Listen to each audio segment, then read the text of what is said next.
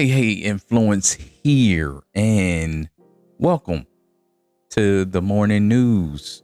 Transformers reviews, tech and the news, whatever else I use as a muse. Hit subscribe, I appreciate the views. Influence's interest on YouTube. So shout out, I was supposed to go live today on IG, but you might know him, Toy Facts. He's a mainstream collector. He collects third party now. Also, I think Legends maybe. I did see he got Magic Square's Bruticus. But yeah, I was supposed to go live with him on IG. I think we got our signals crossed because I said 3 and he's in the Bay Area. So he might be thinking 3 his time, which would be 6 my time. And I can't really do it then. So, I mean, shout out to him. But I had my setup set up, my live setup. So I figured I would do a little discussion video. A couple things that I've seen that interest me, it's just like a short, brief overview of some of the news that I've seen that interests me throughout, I guess, the last couple weeks. Got my phone here just to bring it up so I don't forget anything. The Armada Legacy tidal wave, I seen some new pictures, so I'll put them up and they look good. I mean, I'm in on it. I don't know anything about anything. Like I wasn't into this growing up. I don't know anything about the lore, but I do know it breaks apart into the 3 pieces, and it does do that. There's just some new pictures. I guess these are in-hand pictures, and all this stuff. Well, this right here, I got from TFW 2005. I just like big robots, and I like robots that combine in the different stuff, and I just think it's a cool look. But you have a base mode here that, yeah, it looks kind of like any other base mode. I didn't know it had a base mode. I don't know, this might be a ship mode, I'm not sure. And there's more pictures of it. Then you start getting into the pieces that break apart into the 3 separate pieces. So that looks pretty cool. I'm not super connected to it, which is one of the reasons why I don't really know about it. And it also can combine various parts with, I guess, Armada Megatron, because that's something that it did. I'm sure it's just pieces off of it that combine, and probably when he's in his base mode, maybe there's other pieces that come off that can combine with Armada Megatron. So he's not missing anything while he's in robot mode. So the second thing that interests me, of course, I mean, it was, I think last week or a couple weeks ago, HasLab then took our money for the Robots in Disguise Omega Prime. So that's coming. I don't know, soon. When is it coming? Shipping in the fall of 2025. I didn't realize it wasn't shipping until 2025. So that's something. A lot of people was upset, but not a whole lot of people, because it got funded really quick. It hit the 10,000 mark quickly. And I know this is old news because they done took our money, but it's just something that I'm thinking about. I funded it because I missed out on a couple things like Unicron, or I'll probably never get. And I really wanted it because of the size, even if just for the planet. I understand Studio Cell looked better, but that was one figure that I think that's the biggest regret not buying. At the time I didn't like the way it looked. So with that said, I mean, long story short, we're not here for that. That's old news. But the Omega Prime I did fund, even though I'm not connected. I figured I can review it, see what it's about. If I like it, I keep it. If not, I sell it. And I'm not trying to, scalp it. Like, I'm just going to put it up on eBay if I don't like it, and whatever I get for it.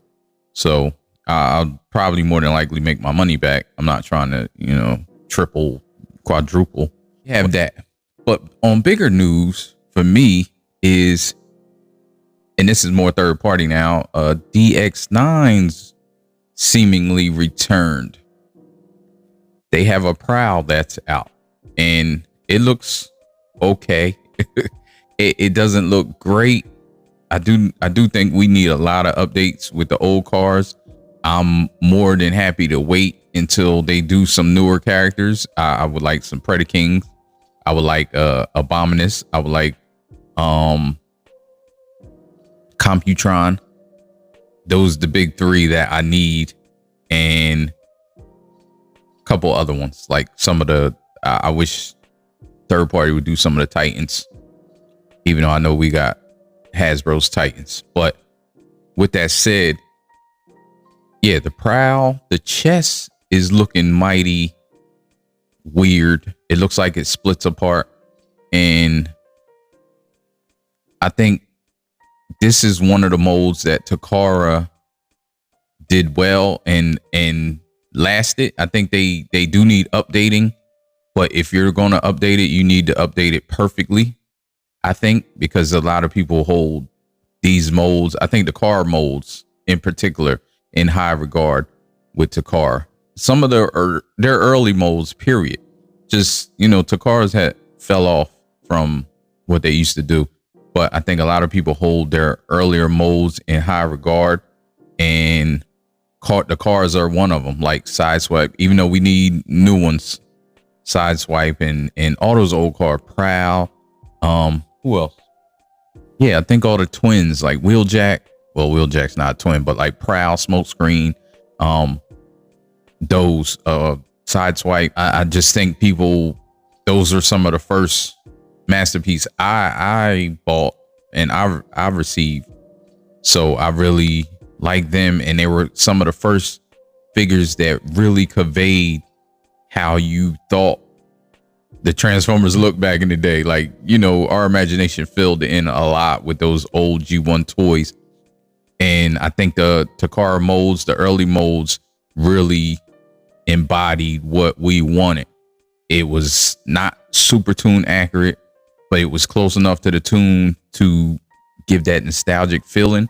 But it also was very, the transformations were good, were great. They were fun. They looked like the cartoon enough, more so than the G1 figures even. And they had the complication that we always wanted, that we always thought we was dealing with when we was playing with them as kids. Like, I can remember thinking back, I had the Stunticons. I didn't have all of them, but I had, I think I had Motormaster and a couple of the limbs. I don't break down. I know I break down because I love Lamborghinis. And I just remember having a white Lamborghini and like they were just like flip back, the head's already there, pull the legs out, pull them down. Like, that's it. And I think we always, like, the early Takara molds embodied what we thought we were getting back in the day.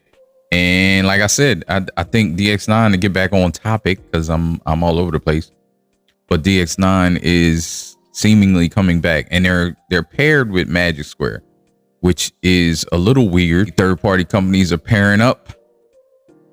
The economy, I mean, they're getting roommates. That's what it is. It's basically the equivalent of needing a roommate. Like, you need a roommate to survive.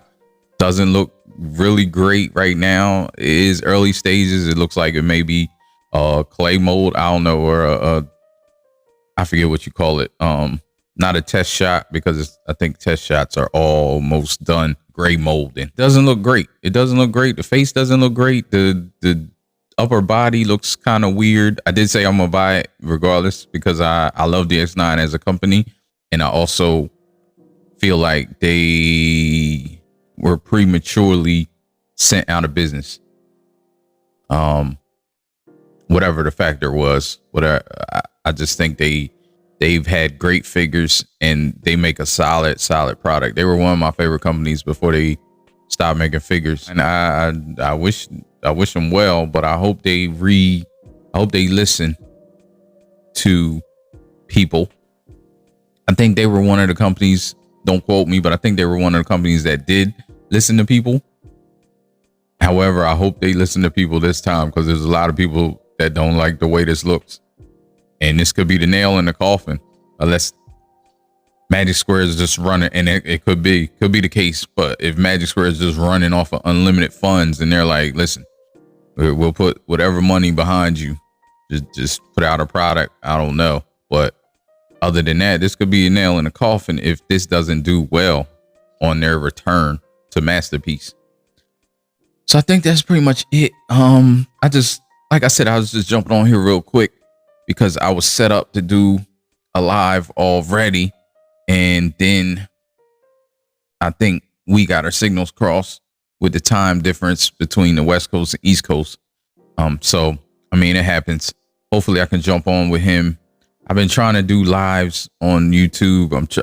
I just recently tried to get it all together, and I don't know. It's not working. So I may have to tap into DR also because he does a lot of lives. So I'm not versed with lives. And I may get him on here as well because I want to start doing lives. I want to get people on here. Also, still podcast is still coming, and it's going to be a variety podcast, like I said. But we're going to dive into some collection because I'm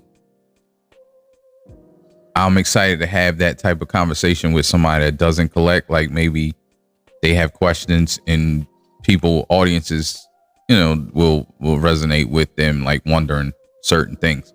Because my boy doesn't collect. I don't think he collects anything.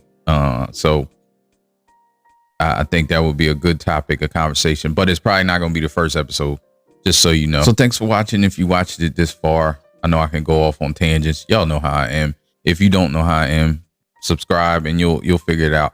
All right. So thanks for watching again, and I'm out. Peace. Life ain't over. Life ain't over. Life ain't over. As long as you alive, you can give another try and take it real high if you want it.